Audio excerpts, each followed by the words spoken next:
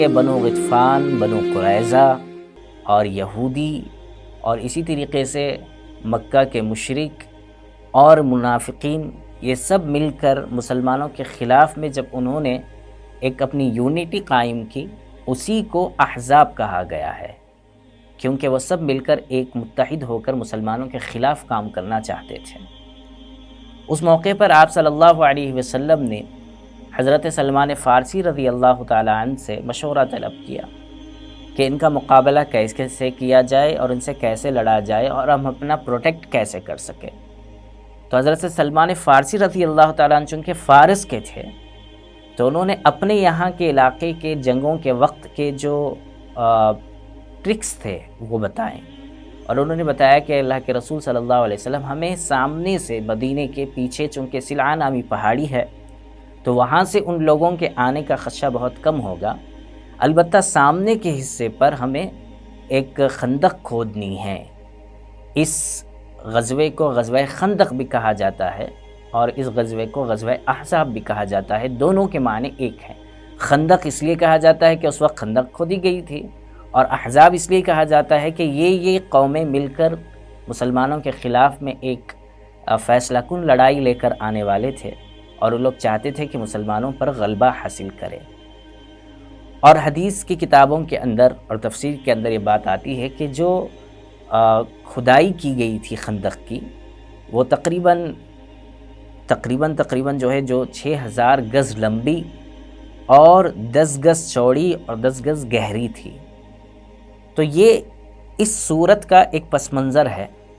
جس کے بارے میں قرآن کے اندر اس کا تذکرہ مفصل آگے آ رہا ہے صورت کے اندر۔ ایک بات تو یہ تھی۔ دوسری بات اس صورت کے اندر یہ ہے کہ صورت غزوہ احزاب اور غزوہ بنو قریظہ کا تذکرے کے ساتھ ساتھ کچھ شرعی احکام پر مشتمل ہے، یعنی اس کے اندر کچھ شرعی احکام بھی بتائے گئے ہیں۔ شرعی احکام کے اندر ایک شرعی حکم یہ ہے کہ پہلے جو اپنی میراث تقسیم ہوا کرتی تھی لوگوں کے درمیان میں، وہ بھائی چارگی کی بنیاد پر ہوتی تھی۔ جیسے آپ صلی اللہ علیہ وسلم مدینہ آنے کے بعد میں مہاجر اور انصار دونوں کی جوڑی بنا دی تھی، دونوں میں مواخات قائم کیا تھا، تو وہ میراث اس انداز میں لوگ اپنے اعتبار سے تقسیم کیا کرتے تھے۔ لیکن قرآن پاک نے یہاں پر یہ بات بتائی کہ میراث جو تقسیم ہوگی یا جو جائیداد جو تقسیم ہوگی وہ مواخات کی بنیاد پر نہیں ہوگی، بلکہ رشتہ داریوں کی بنیاد پر ہوگی، بیٹے اور باپ ہونے کے اعتبار سے اب جو ہے میراث تقسیم ہوگی۔ یہ قرآن کے اندر اس صورت کے اندر اس کے کچھ احکام بھی بیان کیے گئے ہیں، ایک بات۔ دوسری بات، اسی کے اندر طلاق شدہ خواتین کے سلسلے میں کچھ احکام بیان کیے گئے، اور اسی کے اندر خواتین جب گھر سے باہر نکلیں تو وہ کیسے حجاب کریں، کیسے پردہ کریں، اس کے بارے میں کچھ شرعی احکام بیان کیے گئے ہیں اس صورت کے اندر۔ اور اسی کے ساتھ ساتھ زمانے جاہلیت کی ایک 2 رسمیں تھیں، ان 2 رسموں کو ختم کرنے کا تذکرہ بھی اس صورت کے اندر موجود ہے۔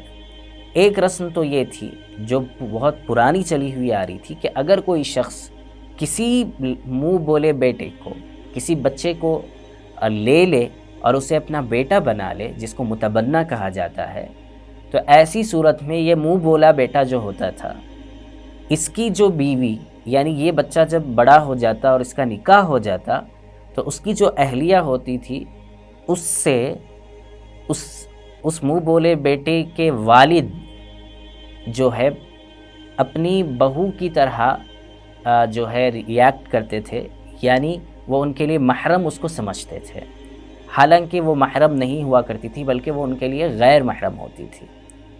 اور اس بیٹے کے انتقال کے بعد میں اس عورت سے اس والد کے نکاح کو برا مانا جاتا تھا، کیونکہ وہ اس کو بہو سمجھا کرتے تھے، معاشرے کے اندر ایسا تھا۔ اب چونکہ وہ ان کا حقیقی بیٹا ہی نہیں ہے تو ظاہر سی بات ہے کہ اس کی جو اہلیہ ہوگی یا اس کی جو بیوی ہوگی وہ ان کی حقیقی بہو نہیں ہوگی، وہ محرم نہیں ہوگی، وہ غیر محرم ہوگی۔ اور جب ان سے نکاح کا مسئلہ ہوگا، یعنی بیٹے کے انتقال کے بعد میں جو منہ بولا بیٹا ہے اس کے انتقال کے بعد میں، تو شرعی اعتبار سے اس کی گنجائش ہے، اس کی اجازت ہے، چونکہ وہ اس کے لیے غیر محرم ہے۔ تو اس زمانے کے اندر لوگ یہ سمجھتے تھے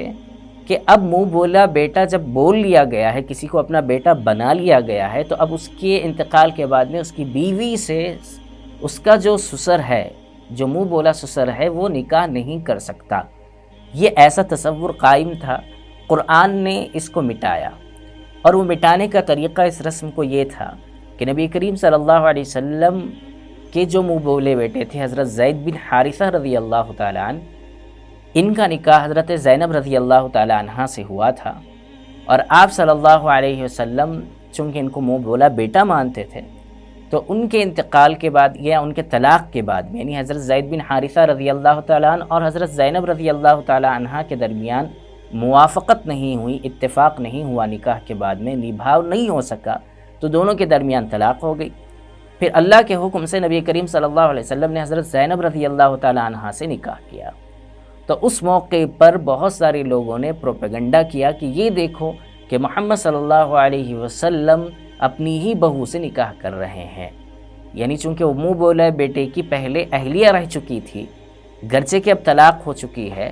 تو ان سے نکاح کے سلسلے میں لوگوں نے پروپیگنڈا شروع کیا۔ تو قرآن نے اس کی تردید کی اور کہا کہ ایسا نہیں ہے، بلکہ منہ بولے بیٹے کی بیوی سے اگر وہ منہ بولا بیٹا وہ شخص طلاق دے دے تو نکاح کیا جا سکتا ہے۔ یہ قرآن نے اس کی تردید کی اور اس کا صحیح واضح انداز اس کو بتایا اور اس وقت کی رسم کو مٹایا۔ اسی کے ساتھ ساتھ ایک اور رسم تھی، اور وہ رسم تھی کہ اگر کوئی شخص اپنی بیوی کو یہ کہہ دے کہ تو میری ماں کی طرح ہے، تم میری والدہ کی طرح ہو، تو ایسی صورت میں وہ بیوی کو لوگ اس کی ماں کی طرح مانتے تھے اور ان دونوں کے درمیان نکاح کا رشتہ ختم ہو جاتا تھا۔ تو اسلام نے اس چیز کو مٹایا اور کہا کہ ایسا بولنے سے ہی فوراً وہ اس کی ماں نہیں ہو جاتی۔ اس رسم کو بھی اس صورت کے اندر مٹایا گیا ہے۔ تو یہ دونوں رسمیں تھیں جس کو قرآن نے اس انداز میں اس کے اندر مٹایا، تو اس کا تذکرہ بھی اس صورت کے اندر آگے تفصیل سے آ رہا ہے۔ اس صورت کے اندر اس کے ساتھ ساتھ کچھ اور تعلیمات بھی ہیں۔ وہ تعلیمات یہ ہیں کہ نبی کریم صلی اللہ علیہ وسلم کی بارگاہ میں کیسے حاضر ہوں، حضور صلی اللہ علیہ وسلم سے بات کرنے کا سلیقہ کیسے ہونا چاہیے، حضور صلی اللہ علیہ وسلم کی جو ازواج مطہرات ہیں امہات المؤمنین رضی اللہ عنہن، ان سے بات کرنے کا سلیقہ کیسا ہونا چاہیے، ان سے جب کوئی چیز طلب کرنے کا موقع آئے، کوئی چیز پوچھنے کا موقع آئے تو کیسے پوچھنا چاہیے، اس کے اندر ولیمہ یا دعوت کے اندر جب شرکت ہو تو اس کے کیا آداب ہونے چاہیے، ان تمام چیزوں کو اس صورت کے اندر جو ہے بتایا گیا ہے۔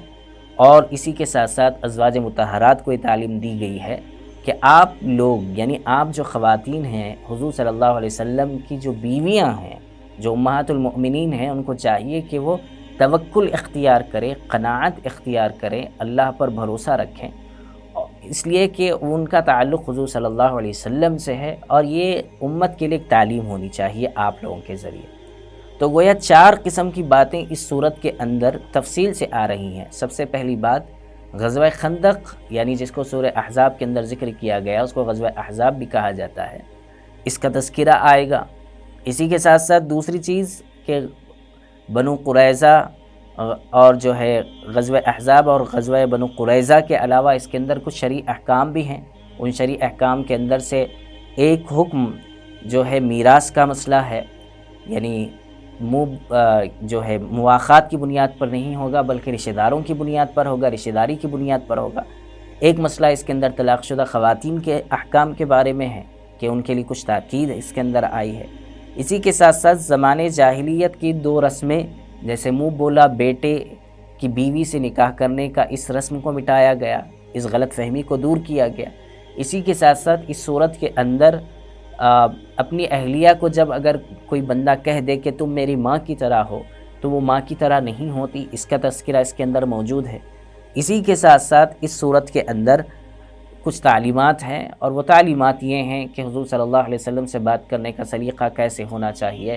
اور ازواج مطہرات رضی اللہ عنہن سے کوئی چیز لینی ہو تو کیسے پوچھنا چاہیے، اور ایسے ہی دعوت ولیمہ یا کسی اور دعوت میں شرکت کر رہے ہوں تو وہاں پر ہمیں کیسے رہنا چاہیے، اس کے آداب، اور پھر اسی کے ساتھ ساتھ ازواج مطہرات رضی اللہ عنہن کے بارے میں کچھ ان کو تاکیدات کی گئی ہے۔ گویا یہ ایک مختصر سا اور اجمالاً اور بریف اس کا انٹروڈکشن ہے اس سورے کا، جو ہمیں یاد رکھنا چاہیے۔